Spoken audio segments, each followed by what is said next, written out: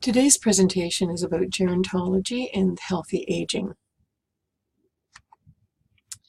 So chronic illness and aging. The life expectancy of Canadians continues to rise and has now reached 80.7 years, according to Statistics Canada in 2010.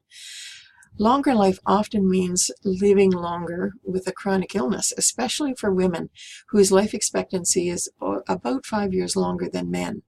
Illness such as cancer, Alzheimer's disease, and human immune deficiency virus, which is AIDS, has become chronic illnesses which we have lived with for extended periods. 34 to 36% of our older adults have at least one chronic illness, and 35 to 48% have 2 or more chronic illnesses. By the time a person reaches the ages of 50, he or she may have at least one chronic disease. So by 50 years of age, most of us have at least one chronic illness. High blood pressure and arthritis are the two most common chronic conditions that affect 47% of older adults. Glaucoma is second, affecting 24% of us, and heart disease affects 19% of us, diabetes 13% of us. 3 of the most common combined chronic diseases are blood pressure and arthritis, or blood pressure and heart disease, or blood pressure and diabetes. Many of us would be surprised by the combination of high blood pressure and arthritis. Most of us think of it as the cardiovascular diseases, but indeed arthritis is extremely common in Canada. So here's just a graph to show the chronic conditions. So you can see that arthritis is extremely high prevalence in Canada, and especially in the geriatric population. So one of the geriatric syndromes that we face and that most of us don't even think about is the frailty syndrome. Frailty is an independent geriatric syndrome that is seen in our older population with multiple comorbidities. And frailty is actually a condition that is a stage of age-related physiological vulnerability. And it results from being the impaired homeostatic reserve and reduced capacity of the organism to withstand stress. So frailty really includes both physical and mental decline, and it leads to an increased risk of mortality and morbidity. Frailty is also linked to an increased acute illnesses, falls, and hospitalizations. The interventions when one is exposed to frailty is the identification. We need to actually be able to identify a risk of frailty. So I want you to look up the clinical frailty scale that you'll find in your textbook, as well as I would like you to think about how to maintain the homeostatic balance and focus on resistance and balance exercises. So how to prevent falls, for example. One needs to aggressively address nutritional support, because one of the things we know about our geriatric population is they really do have a change in their appetite, and they don't eat properly. Maybe it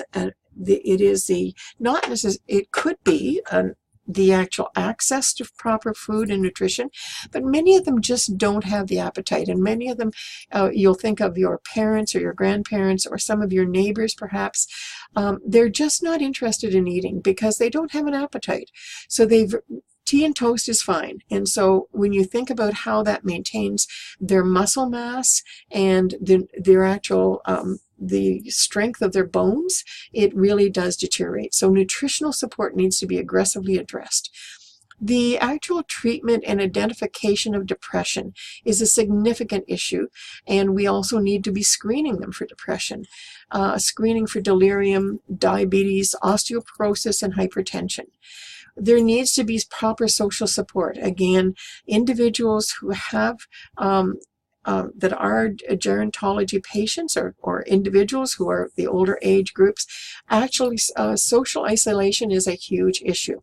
Aggressive treatment of pain. Most of our geriatric patients will just deny pain because they believe pain is a process of aging, and pain is not a natural process of aging. And then the treatment and identification of early cognitive impairment. Again, there are some changes with aging, but cognitive impairment can be addressed early if it is caught. So the prevention of chronic illness is another thing that we as nurses it is important for us to identify. Many chronic illnesses are preventable by lifestyle choices and early detection and management.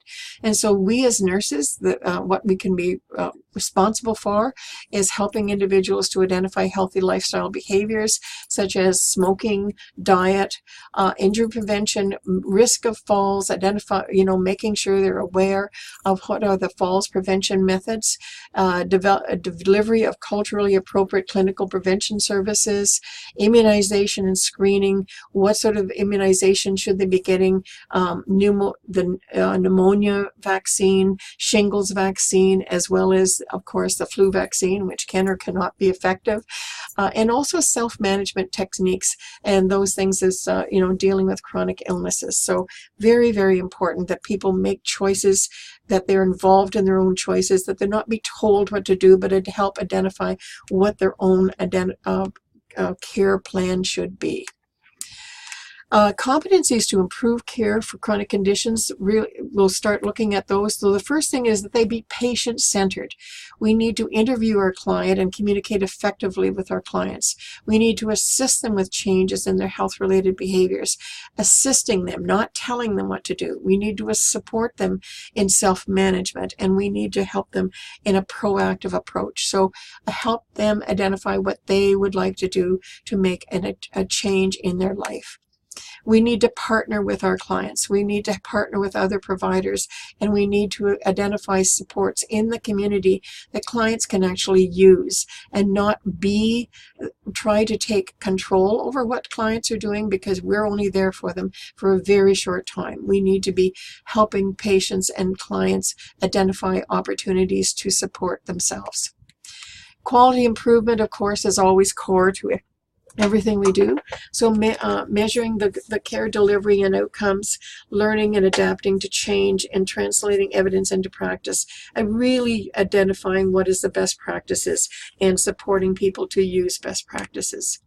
We need to use information and communication technology. What sort of technology is out there for them? Is there using patient registries, electronic patient records, using communication technology, computer technology? Are patients able to use computers? Are they communicating with each other? Are we communicating with our partners? Are the patients being on an alert system, like such as the falls alert systems? We need to be able to make sure that patients are on registries, that they are being followed by a family practitioner group. Are they involved in, actually, do they have a family doctor? Are they being communicated with? And are they, part of a group that, are they actually being followed by community care access centers? Are they connected? And is there a Meals on Wheels system for them? Do we use partners in the community to support clients? We also need to be thoughtful of this particular trajectory for chronic disease for our geriatric population. Remember, before the illness begins, there's the preventative phase that we can make sure that we're interacting with our clients that are in the senior population. Then when the signs and symptoms are present, are they being diagnosed properly? When there's a crisis situation happening that could be life-threatening, of course, they go into hospitalization, which is can be the worst place for a client. Once they're stabilized, basically they are usually then sent home, and of course at that point they may or may not be followed by a family practitioner, and they can then become unstable again. Once they become unstable, they start to deteriorate again, and they may again end up dying or being unstable at home. Things that we can do, of course, as nurses is assist them to overcome all of these disadvantages and deteriorations. And I see that in this particular slide, some of this has been cut off, and I will correct this slide for you. The majority of health problems in late life are chronic. Chronic illnesses may be lifelong and entail lifetime adaptation. Chronic illnesses and its management are profoundly affect the lives of not only the individual, but also all of their significant others in the family. The acute phase of the management is designed to stabilize, but then there's this recovery phase. All phases of management are designed to primarily maximize and extend the period so they can be stabilized in the home with help of family, but most importantly, all of the support services that can be provided through the community and the extended family. Maintaining the phases is central to the work of us as nurses and community support. A primary care nurse is often the role coordinator, and we're not really necessarily the primary caregiver. We are the coordinator of care, and we're needed to support the trajectory of that patient's care. Rehabilitation and restorative care is really the function that needs to capitalize on how a patient lives through that chronic disease to improve their quality of life, their physical, emotional, spiritual well-being, and ultimately return them to the residence of their choice. Rehabilitation services takes place in acute care, in outpatients, and in the home. Restorative care follows the same principles as rehab and is focused on maintenance. Hospitalization and treatment of illness is sometimes more devastating than the illness itself because it actually causes iatrogenesis. And iatrogenesis is basically the breakdown of the patient's resistance. It causes it's what happens when a patient who has a chronic disease and is frail is admitted to hospital. They lose mobility because of insufficient ambulation. They become incontinent because of inattention or inability. They become confused and delirious because of the medications, treatment, perhaps anesthesia that they had to have when they were there. They develop pressure ulcers because of inability and loss of sensation. They become dehydrated because of lack of fluids. They may develop a fluid overload because they were given IV fluids. Healthcare, they are exposed to multiple infections, and they develop nosocomial infections while they're in the surroundings of multiple other infectious agents. They develop urinary tract infections because we put in catheters. They develop upper respiratory tract infections because they've been immobile, they're doing shallow breathing, they're aspirating oral fluids. Their fluid electrolytes become imbalanced because of some of the medications and treatments we're giving them. They fall because they're in an unfamiliar environment. They're weak. They've got postural instability and the medications are on. They have impaired sleep because of the treatment and the environment they're in. And they have malnutrition because of anorexia and insufficient assistance with eating. So when you look at what happens when one of our geriatric clients go into hospital, it is far worse than staying at home. So what is the mantra for geriatric clients to be cared for? The more we can care for them in their home environment, whether it be long-term care or whether it be a restorative care environment or their home, the better they will be. So there is a huge push for caring for clients in their home with home care environment. So the key concepts of geriatric care is that there is a decline in mortality, there's an increase in medical expertise, there's sophistication in technology, and greater developments that have increased the survival of our older population. The effects on chronic illnesses range from mild to life-threatening or life-limiting, and every person responds in a unique way. Chronic illness trajectory, the shifting perspectives of the model of chronic illness and the frameworks of understanding chronic illness and the design of nursing interventions has changed dramatically. People with chronic illnesses achieve wellness, and the role of the nurse is truly critical now.